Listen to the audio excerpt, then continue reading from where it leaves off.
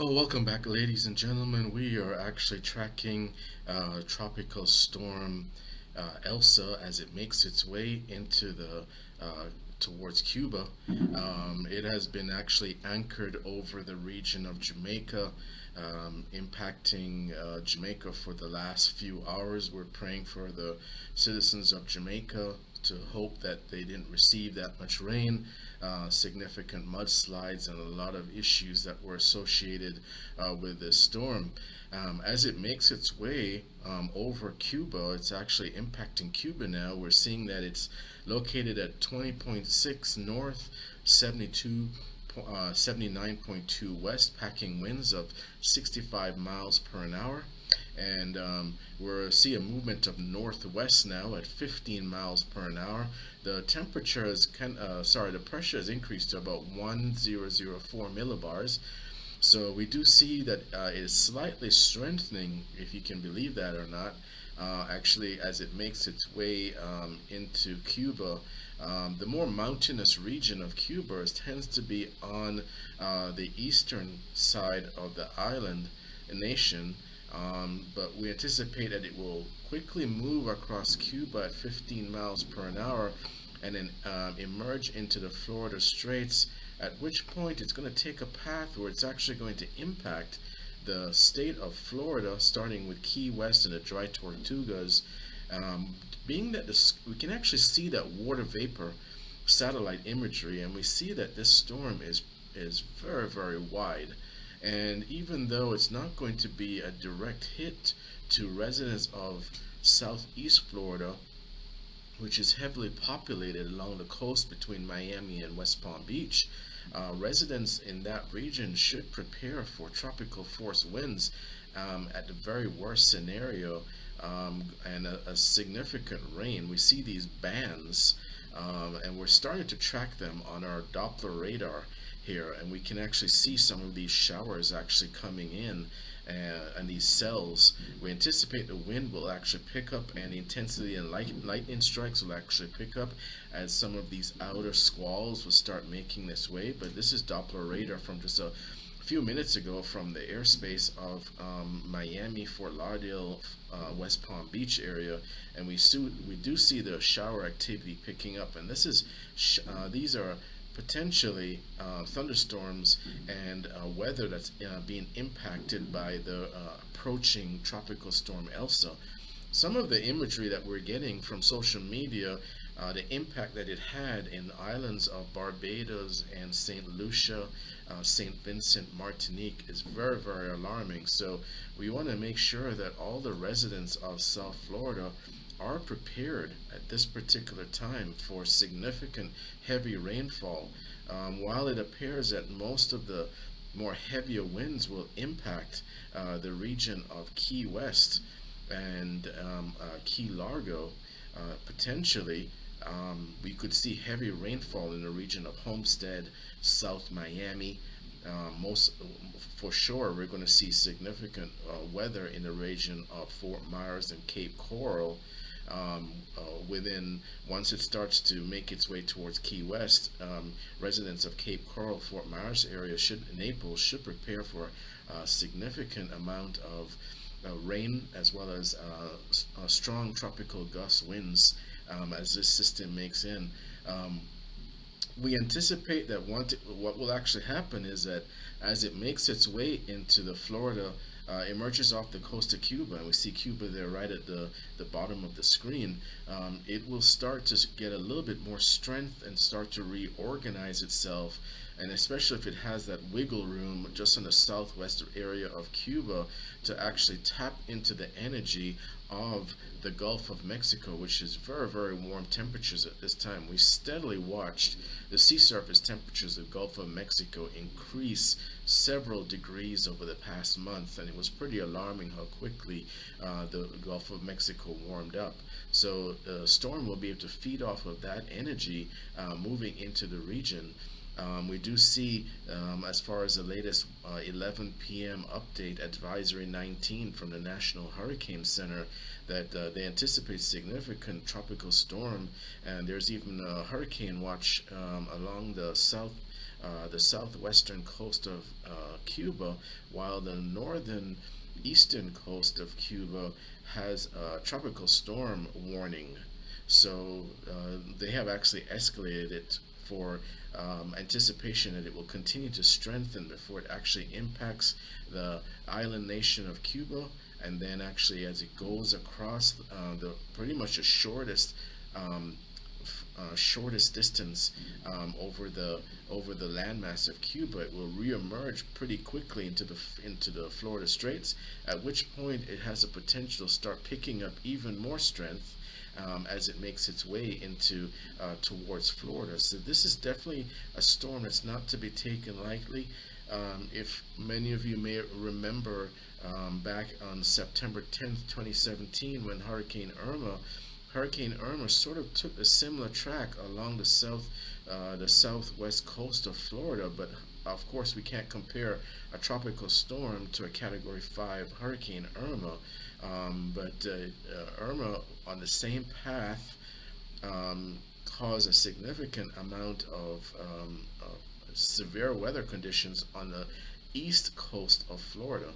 So even though the winds are significantly less, we should also keep in mind that a lot of the outer squalls can have significant heavy rainfall, potential for severe heavy rainfall, as well as increased risk of surge, as well as also flooding. Flooding was a major issue for some of these storms along the southwest coast of Florida for the 2020 hurricane season. So we definitely want to make sure that our subscribers are aware of what's actually happening with respect to the more heavy rainfall that could be experienced in the southeast as well as the southwest section of Florida. If we track along the cone, it appears, and most meteorologists are lining up with the idea that it will most likely make an impact along the southwest coast, somewhere in the region of Tampa, St. Petersburg. And if we remember previous storms in that region, Tampa, St. Petersburg is prone to significant flooding risk. So we do hope that the residents and citizens of the Tampa, St. Petersburg area are prepared for possible flooding risk if from the lessons that we learned from previous storms in that region. But we anticipate just simply by the imagery that we got from some of the islands such as Barbados and St. Vincent, the amount of rainfall that was that impacted the region, 8 to 10 inches of rainfall in a very short period of time. Keep in mind also that it's slowed down. If you recall earlier, Tropical Storm Elsa was speeding through the Caribbean at about twice the speed. Now it's actually slowed down quite a bit, which means that it has a potential to possibly strengthen.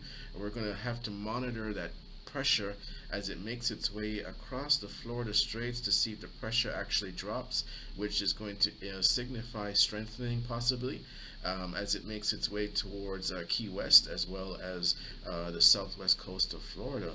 But we anticipate that this storm is going to cause a significant amount of heavy rainfall right throughout the state of Florida, which has already been saturated by severe thunderstorms in the region only recently.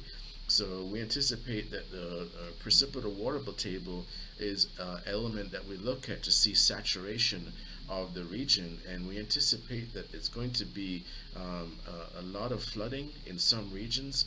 We don't rule out possibility of heavy flooding even on the east coast, especially in communities that are more prone to flooding. If we recall from the 2020 hurricane season, from some of the storms impacting the region in South Florida, there was severe flooding in cities such as Davie, Florida, as well as some sub-cities of Fort Lauderdale and Miami from the 2020 hurricane season. So many of these communities, even on the East Coast, should take heed of what's actually happening with Tropical Storm Elsa and prepare for possible power outages, as well as gusting winds which may threaten power availability in the region. So, by all means, prepare for the very worst as we prepare for Tropical Storm Elsa making its way along the southwest coast. Residents of Key West should be taking all the necessary preparations within the next few hours, because they anticipate that by Monday night, as the system transitions over Cuba and makes its way into the region of Key West and the Florida Straits, it's possibly going to intensify. It will most likely slow down, and most likely the pressure will drop slightly, which signifies reorganization. And we'll actually have to see what will actually happen with the alignment of the cyclonic forces, not only at the surface of the storm but also in the higher elevations, to see actually as far as the actual cyclonic organization of the storm as a total. Because we did notice as it approached Jamaica, it had a jarring effect where it was actually racing across the Caribbean Sea so fast that the lower cyclonic section of the storm was actually trying to keep up with the upper cyclonic section, and that could actually be spotted on some of the GEO-ES-16 satellite imagery. So we did notice that there was a lot of jarring, and for the storm to actually reduce its speed by almost 50%, is significant. So it will be interesting to see what will actually happen as the storm actually makes its way further into Cuba. We hope and pray that the residents of Cuba are prepared for significant and heavy rainfall. And also, we hope that residents of Key West and the Keys are prepared, as well as Southwest Florida, are prepared for significant rainfall with tropical force winds as the system makes its way. Do pay attention to that water vapor satellite imagery, just to give you a scope of the size of the storm, and then also by keeping an eye on that water vapor satellite imagery, we can actually correlate that with some of the imagery, some of the images that we're getting from our Doppler radar with different cells and bands and squalls that are of thunderstorms that are actually making their way on landfall into the region of the Florida area. So we will continue to monitor Tropical Elsa as it makes its way inland into over Cuba into the Florida Straits towards Key West, along and start to impact Key West, Marathon, Key Largo, and Homestead, as well as Marco Island, all the way up to Fort Myers.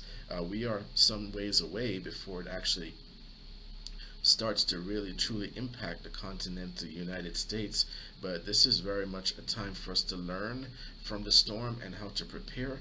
So definitely we wanted to prepare this update for all of our subscribers so that they actually have all the information they need, as well as the latest Doppler radar imagery, as well as the latest water vapor imagery, so you can actually see the scope of the storm as it makes its way towards the continental United States. And as always, if you're new to this channel, please go ahead and subscribe for future notifications. We will continue to analyze the storm and break it down into the components for you, so you can actually see what's actually going to be happening as it makes its way towards the continental United States. Please, by all means, don't take this storm lightly. It is packing significant rain potential as well as tropical force winds. We anticipate that there will be a lot of heavy rainfall along the southwest coast of Florida, but the first impact will be the region of Key West, and that area is completely very sensitive to heavy storms, especially after the significant damage of the 2017 hurricane season that was seen in that area, with a direct impact of a Category 5, notably Hurricane Irma, if all of you remember. So we will continue to monitor this storm as it makes its way towards the continental United States, hoping and praying that it will not have a major impact on the people, citizens of Cuba, as well as the United States. But by all means, please use this information to prepare for the very worst. As always, thank you for watching the latest Bow News Network update for Tropical Storm Elsa, moving northwest at 15 miles per hour, packing maximum sustained winds of 65 miles per hour with a pressure of 1004 millibars. As always, we'll bring this information to you updated with our next hurricane update. And, we do see significant impact as far as continental United States around early Tuesday morning. So, but conditions will start to decay quite quickly in the evening of Monday, as the system and the outer bands start to impact with tropical force winds. So that is our latest update. Thank you for watching Bow News Network. As always, smash that like button so that we can actually share this video and update with as many subscribers as possible out there. And always remember to bow to the weather and have a wonderful day. Enjoy your night. Happy July 4th. Take care. Thank you.